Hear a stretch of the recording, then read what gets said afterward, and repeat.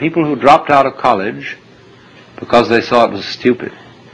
And they're that sort of people. We would call them perhaps beatniks. But you see, the city doesn't like it because they aren't owning the right sort of cars, and therefore the local car salesman isn't doing business through them. They don't have lawns, and so nobody can sell them lawnmowers.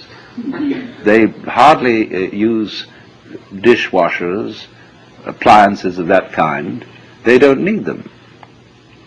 And also they wear blue jeans and things like that, and so the local dress shops feel a bit put out having these people around. And they live very simply. Well, you mustn't do that. You've got to live in a complicated way. You've got to have the kind of car, you know, that identifies you as a person of substance and status and all that. So there's a great problem here in our society. Now, why is there this problem? There's always a very inconsiderable minority of these non-joiners or people who check out of the game.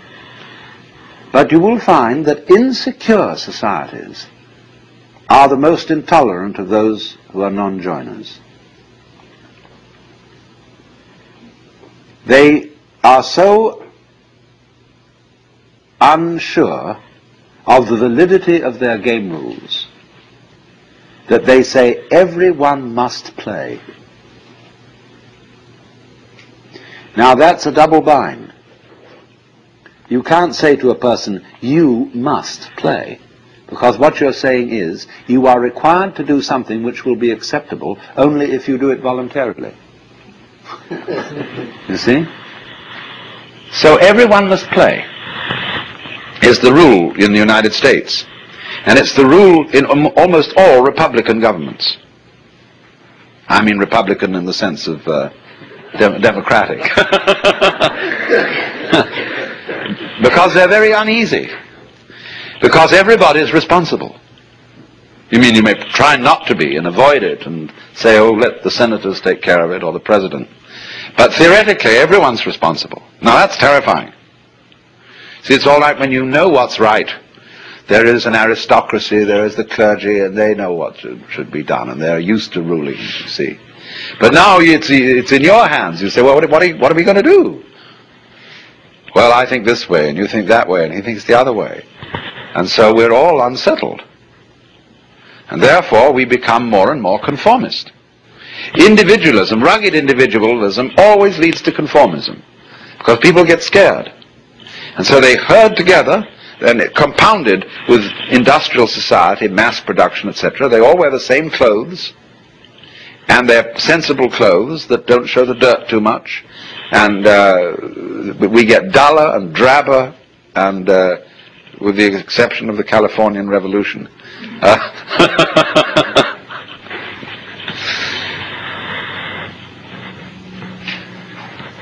So the reason for this is, in a way, that democracy as we have tried it started out on the wrong foot. You see, in the scriptures, the Christian scriptures, it says everybody is equal in the sight of God. Now that's a mystical utterance.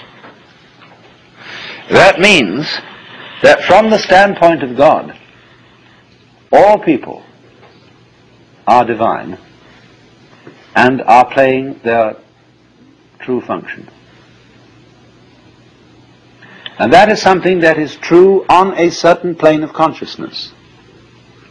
But come down a step and try to apply the mystical insight in the practical affairs of everyday life, and what do you get? You get a parody of mysticism. You get the idea not that everybody is equal in the sight of God, but that all people are equally inferior. And that's why all bureaucracies are rude, why the police are rude, and why you're made to wait in lines and are obstreperous income tax individuals and all that sort of person. Because everybody's a crook. Everybody's equally inferior. See, that becomes the parody of democracy. And that kind of society, watch out for it. It turns in a quick click into fascism because of its terror of the outsider. Now, a free and easy society loves outsiders. In fact, it's a little bad for the outsider's integrity, because he becomes the holy man, see? And people make salams and give him food and all that. They really take care of the outsider, because they know that man is doing for us what we haven't got the guts to do. That outsider who lives up there in the mountain is at the highest peak of human evolution. His consciousness is one with the divine. And great, just there is someone like that around.